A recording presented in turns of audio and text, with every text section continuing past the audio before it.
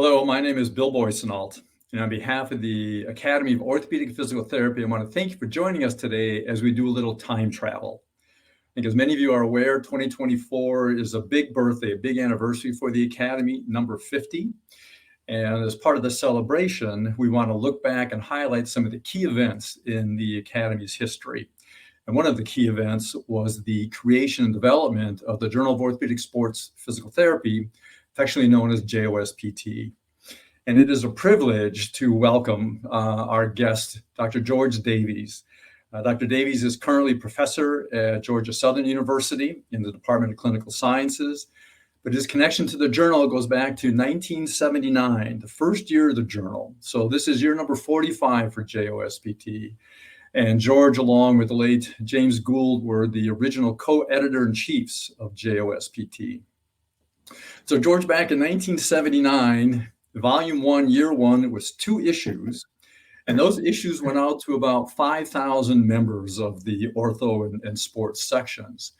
And today, there are over 32,000 subscribers of JOSPT who live in 60 countries. So it's really morphed into an international journal. In fact, it has gone from 1 journal, 2 issues first year, to 3 journals. We have JOSPT, JOSPT Open, and JOSPT Cases. So when you and Jim were originally meeting and kind of at the drawing board with the journal, did you ever envision that the journal would grow to where it is today? Well, first off, I'd like to thank you for the kind invitation on behalf of the late Jim Gould and myself. We're honored that something that we had the initial motivation to try to get started has snowballed into such a great publication. And of course, nobody could have foreseen the outcomes that we're experiencing today. But even though the journal started in 1979, there were a couple of years of preliminary information and many, many rejections trying to get to that point of even publishing something. So again, even though we stated that there's only 2 issues the first year, that's true, but only because we started in the middle of the year.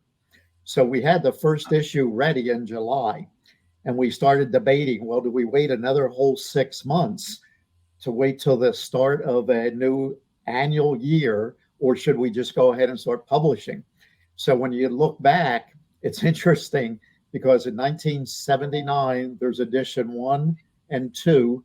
1980, there's editions 3 and 4, and then it flips to 1980. So again, technically, yes, there were 2 issues in 1979, but the reason is we started in the middle of the year. And we just wanted to get the thing published. But it's to see how it has grown is just incredible. And it's quite an honor to be associated with the evolution of the journal from the beginning. Yeah, it's got to be very rewarding for you. It's a bit unusual to have co-editor-in-chiefs. Can you explain how that came together where you and Jim became co-editor-in-chiefs? Sure. The interesting thing is I'm probably one of the very few that's left that actually attended the first APTA CSM in Washington, D.C. in 1976. Well, coincidentally, Jim and I went together, and then Jim went to the orthopedic sections meeting, and I went to the sports sections meeting. They were called sections back in those days instead of academies. At any rate, unbeknownst to either one of us, Jim actually volunteered to start doing the bulletin or newsletter for the orthopedic section. I, coincidentally, at the same time, volunteered to start the newsletters or the bulletins for the sports PT section. So when we got back to La Crosse, Wisconsin, that hotbed in the metropolitan area of physical therapy, we realized, wow, this is quite a coincidence. Well, we both respectively started doing the bulletins or the newsletters. And then we realized, hey, this is sort of expensive and very time consuming because we actually had to try to solicit manuscripts, if you will, then send them to the printer, physically take them there, physically pick them up, physically put the mailing labels on and send them. So what was really interesting, to save money for the December issue, we combined it into a musculoskeletal issue where we combined both the orthopedic and the sports bulletins or newsletters together. That was always interesting because at that time we had about 5,000 members. And so Jim and his wife and my wife and my couple of kids, we would have a labeling party. In other words, we would go to the printer, pick up all these bulletins, and I'm not exaggerating. We would literally get the mailing labels from APTA. We would take the mailing label off and put it on 5,000 newsletters. It was the musculoskeletal issue. So that's actually the first start of basically combining the shared interests, was combining the Christmas edition of the two respective newsletters. Along with that, at the same time, we were realizing the potential. So we started going to various publishing companies, and you were involved with some of that in the early stages. And we walked in and had this great idea and rejection. So we went to the next one, great idea, rejection. Finally, we got a publishing company that was interested because we did have a pretty good base to start with because we had 5,000 members. Right. So Williams and Wilkins at that time basically paired with us, and we were fortunate enough to basically start that. So because Jim and I were doing our respective newsletters, and then that segued right into the journal, which then made us co-editors, co-founders of JOSPT. Yeah. So that's the evolution of how we got to where we are. Very interesting. It's not surprising that you and Jim were on parallel tracks and then came back home and saw where those paths crossed. It was interesting. It was interesting that Jim and I, not only did we teach together, we actually co-founders and editors of JOSPT. We wrote probably the first book on orthopedic and sports physical therapy. Right. We actually had a private practice together.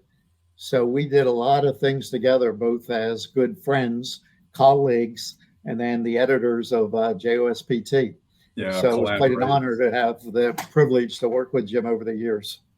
Yeah, it's interesting to hear what a mom and pop operation it was back in those days. Nothing like today. There's no licking labels today and putting them in a mailbox. So. Oh, and we literally had to hand carry it. I'm not exact 5,000 newsletters to the actual post office. I mean, it was a real circus, to say the least. But we reflect back on it 45 years later, and it is interesting to see how it has evolved. Yes, yes. So were you and Jim given any particular charges from the respective board of directors of Ortho and Sports, or you just kind of told, put the newsletters together and see what you come up with? Yeah, I think we both individually started our newsletters for the respective sections. Then, as I said, to save money, that's when we combined them for the winter musculoskeletal edition. That was sort of the brainchild for, wait a minute, we've got something pretty unique here with a database of 5,000 people to start with, because a lot of new journals that start don't have that type of a database. They start kind of with trying to get free subscriptions, but we had a good database. So we frankly did it the other way. We approached our executive committees and told them, hey, this is what we've done with the bulletins or the newsletters. We've combined them into the musculoskeletal edition, which is really cool. So why don't we try to go after developing a journal? So Jim and I basically approached the two respective executive committees with the concept. And then they, I think, obviously saw the value of the combined musculoskeletal edition. Consequently, they realized the potential that it had. Nobody realized where it is today, but right. Nevertheless, that's so we didn't have a formal charge as much as we created the charge to get it done, and they helped support us. And you were involved in that in the early stages as well. Yeah, very interesting.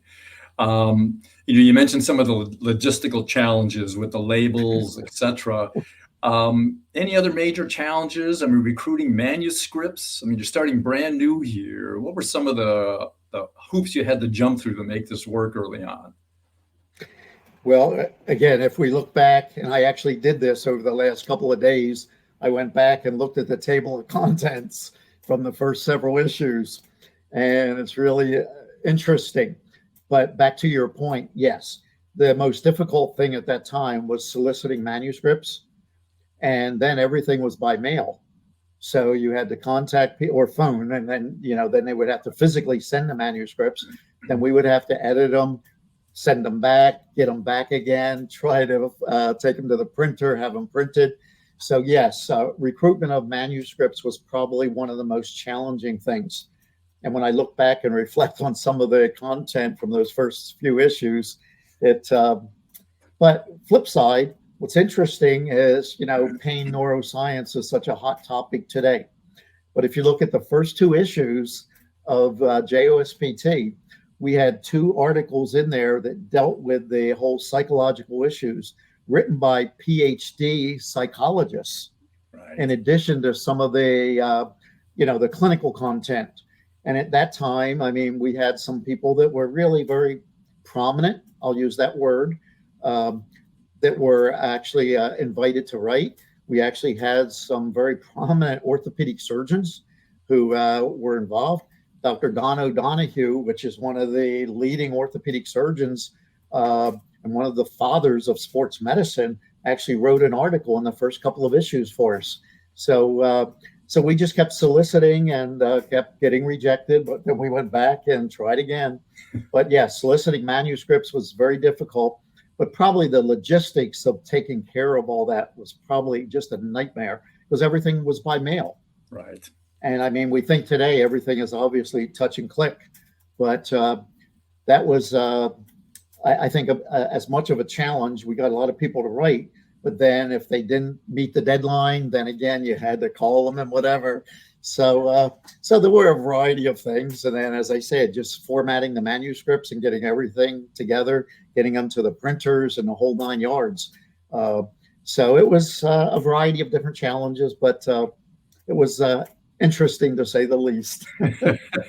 A labor of love, but I can't imagine the amount of time it took to get a manuscript from start to finish compared to the processes today.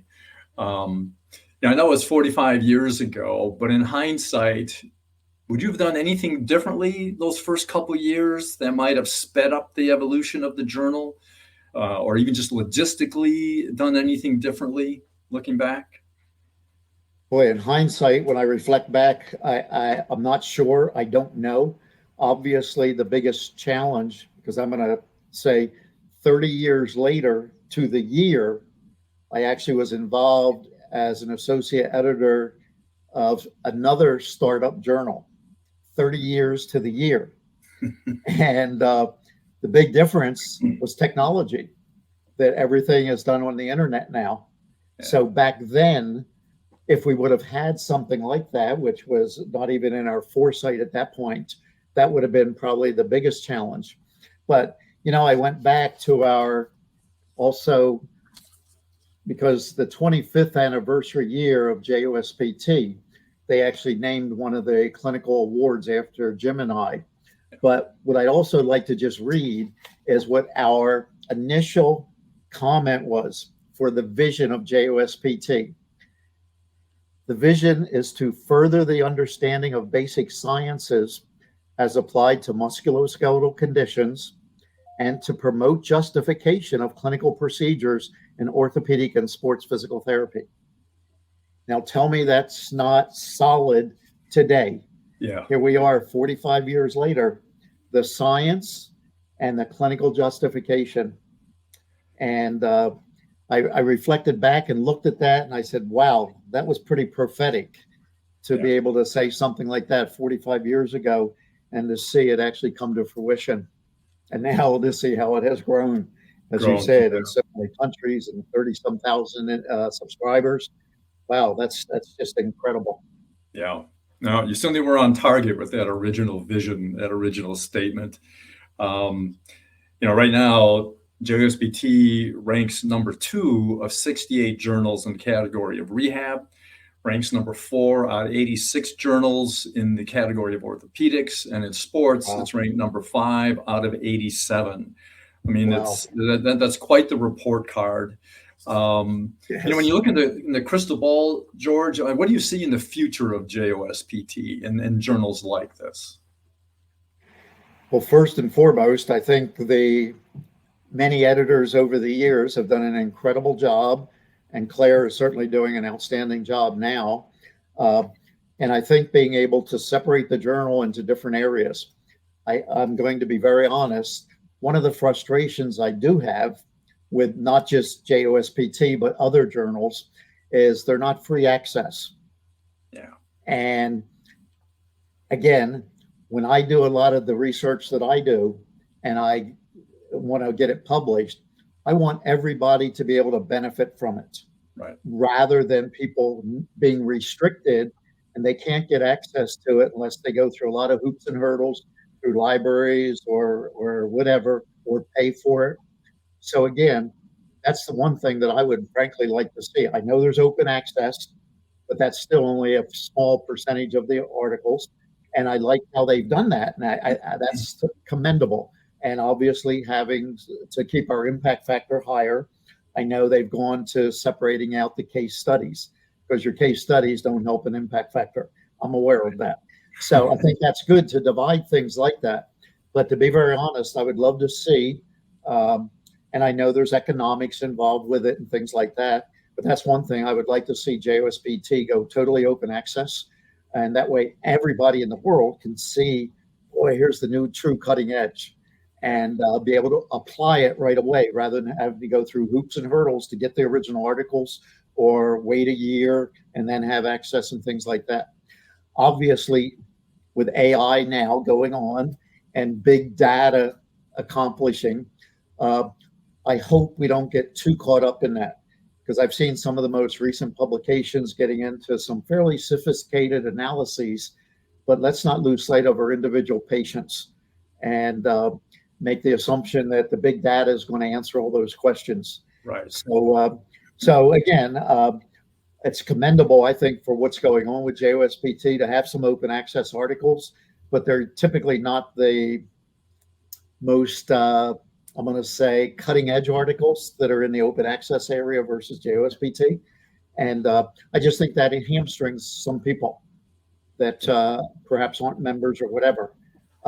But at any rate, I see that. I see a lot more increase, obviously, in meta-analyses, systematic reviews, which are some of your higher levels of evidence. But again, they're only as good as the quality of the articles that basically are included in them. So again, when we look back at that and then we see here's a meta-analysis article and here are the conclusions, but then you go back and you look at the quality of the articles that are included, and most of them are at, maybe a level 3 or something like that. You start to wonder, even though that was the ultimate conclusion. So I think there are just some of the things that I would like to have everybody keep in sight and not lose sight of just trying to keep pushing the envelope to just do certain things without remembering who are the main readers of JOSPT? Clinicians. Right. So let's not lose sight of that. Yeah, and you're right. And the goal is to change practice and to change education. And so the sooner people can access this information and start integrating it, there's a better chance that it'll speed up the process of carrying over to clinical day-to-day clinical practice. It takes long enough to integrate the information, as we already know. Yes. So if we're hamstrung and there's a new hot topic that comes out with some good cutting edge, well-documented evidence-based practice, then again, if some people don't have access to that, they're not going to be able to take that and implement it into their clinical practices. And that translates into affecting clinical practice for the bottom line, our patients, because that's what it's all about. And that was why we started the journal in the beginning, was to do a better job with our patients. Yeah. Yes. Well, George, on behalf of the members of not only the Ortho Academy, but also sports. Cannot thank you enough for everything you've done for the profession and talking about the journal specifically here. And it was a privilege to share a little bit of that journey with you along the way. But really appreciate your thoughts, and again, all the time you've put in on for the benefit of patients that we're trying to serve here. So again, it's a privilege. Thank you very much. Well, thank you. And on behalf of Jim Gould and myself, we'd like to thank the orthopedic section for the recognition of the original co-editors and co-founders, but now to see how great that journal has become. And you gave some of the stats reflecting its growth, and I expect it to continue. Final comment, I'm looking forward to writing the editorial at the 50th anniversary of the journal. I bet you'll be able to look back at that original statement and find that it still holds well. I'm sure it will. And thank you for taking the time. I appreciate it, Bill, on behalf of both the Orthopedic Academy and the sports academies, to continue with the successes of JOSPT, the open access, and the case studies. Very good. Thank you, George. Thank you. You're welcome.